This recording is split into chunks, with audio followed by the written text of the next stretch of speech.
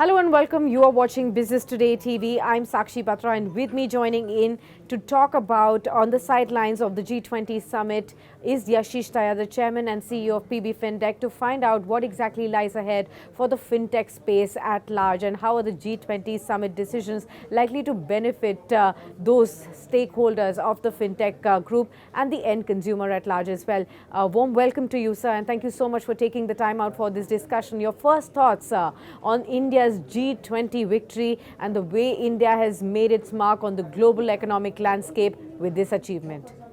I think it's a historic moment. It's a time. Obviously, the Amrit Kal has started, and within the Amrit Kal, we are a few years in, and I think the next few decades are going to see a historic rise of India in terms of growth, in terms of removal of poverty, in terms of our digital public infrastructure, making inroads and having a huge amount of financial inclusion. And I think it's one of those events which is very rare for the whole world. And at that stage, to host the G20 and get 100% consensus, I think it's a great time for India. It just signals. I know some of these things are nominal, but it signals a time for India where India is considered and respected as a leading nation and the one that is likely to bring the largest impact on the world in the next 20 years to come. Mr. Dahiya, what can India's fintech world really teach the world about financial inclusion now? I think financial inclusion, what we have achieved in the last few years with identification as in Aadhaar, with the payments as in UPI, and I think what we will achieve in the coming future essentially means our data is safe, it is not in private hands, and at the same time, almost the entire country, I would say, unless somebody is really inhibited for some very peculiar reasons, I would say more than 80% of the country is now using that digital infrastructure. That is what financial inclusion is. On the rails of this, you will see, and you are already seeing, a lot of lending happening. I think the next phase is to make this digital infrastructure ubiquitous. Access, like what's happening in the UPI now, right? So UPI started off with everybody having to use a few large apps for all their payments, etc. But now UPI has an API layer by which any app, any website can use the UPI directly. And I think that is really the change, because that is when millions of people can use it. Till that happens, to some extent, things will be either controlled by a few private parties or something of that sort. So I think it's a great phase where, and it's not just in India; it's happening in a few other countries. I'm sure many countries will develop their digital infrastructure, and some will leverage each other's.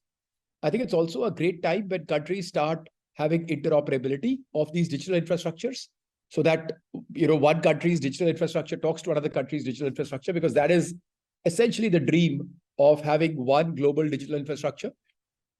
But in India, the big opportunity for us is actually taking out the 700 odd million people out of poverty.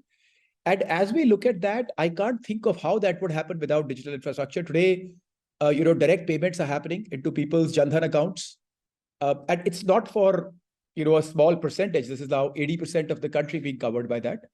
However, I don't think from an economic standpoint perspective, people have not yet fully started integrating with the digital infrastructure in terms of lending applications, in terms of insurance, in terms of, running their bank accounts, but also using this to leverage, the opportunities that are available both to SMEs and to the poorer sections of the society. So I think there is a lot to come ahead, and that is where innovation and entrepreneurs are really required.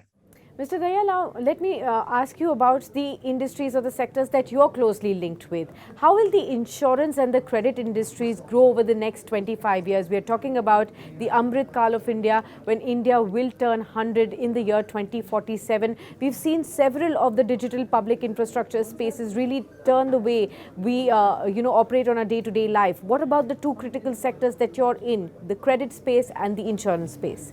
See, both of our sectors have a lot of back-end operations, a lot of documents, a lot of claims processing, a lot of back-end data infrastructure, a lot of back-end processes which are archaic, traditional.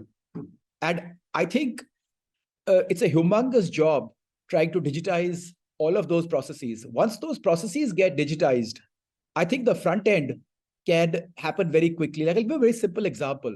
The reason, if you notice, travel was one of the first sectors to grow online. And it grew before e-commerce as well, pretty much all over the world, whether it was Expedia or Make My Trip or whoever, right? The reason that happened is because almost 30 years ago, there were these companies that were set up, Sabre, Galileo, WorldSpan, Amadeus, which had digitized the back end of travel. So the front end was just a plug.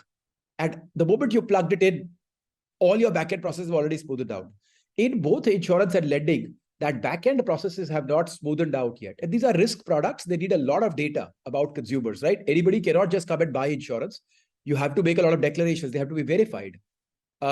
Imagine if you could just give somebody insurance, you would have a lot of people buying insurance just before they were going to die, because you would pay 1,000 rupees and get 1 crore rupees.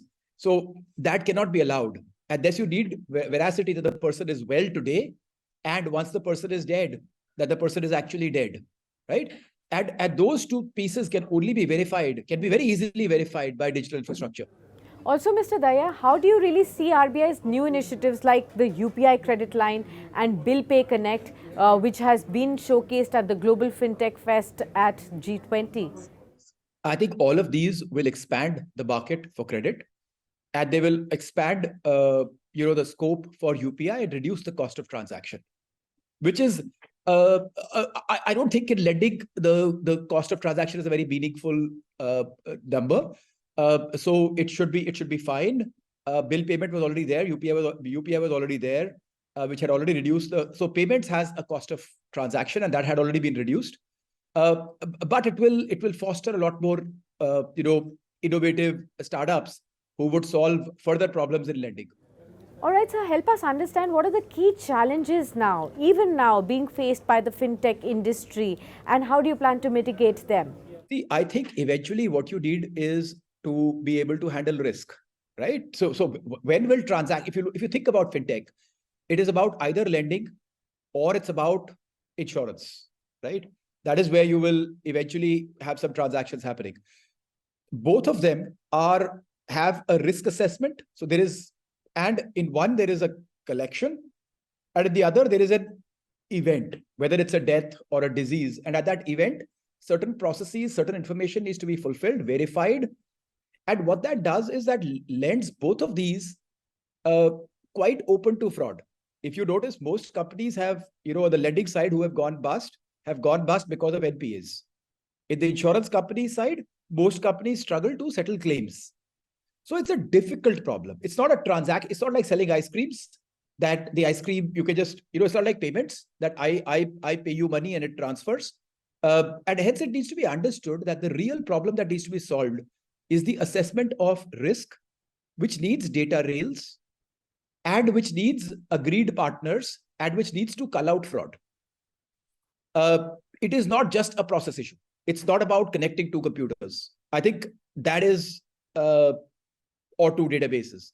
And lastly, Mr. Dahiya, where do you see more tie-ups now happening between the countries? We saw a flurry of bilateral meetings held by the Prime Minister with other heads of the states. How do you see more opportunities emerging for the fintech space? What kind of tie-ups can happen between different countries and India? See, I think countries talk. Eventually, I think most large countries will build their own digital infrastructure because it is the right thing to do for the country. Why would you have your digital infrastructure in somebody else's hands?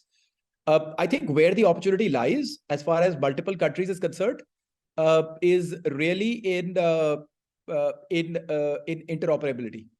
So our UPI at the UPI equivalent of, let's say, the UAE or of the US or of the UK, as and when those develop, having interoperability, that is what would cut costs, and that would make that dream of one financial world come true. I think hoping that we would adopt the US digital infrastructure, or US would adopt our digital infrastructure, I think that could be a temporary arrangement. I don't see it as a final arrangement, because the reason the digital public infrastructure was built up was so nations could control their data within their own borders. All right, on that note, many thanks, Mr. Dahiya, for being with us on this special edition and discussing with us all these very, very insightful insights with respect to fintech space. And always a pleasure having you with us on Business Today TV. And here's hoping for many more conversations that follow soon. Thank you very much. Thanks for the appreciation. Thank you. If you like the video, do like, comment, share and subscribe.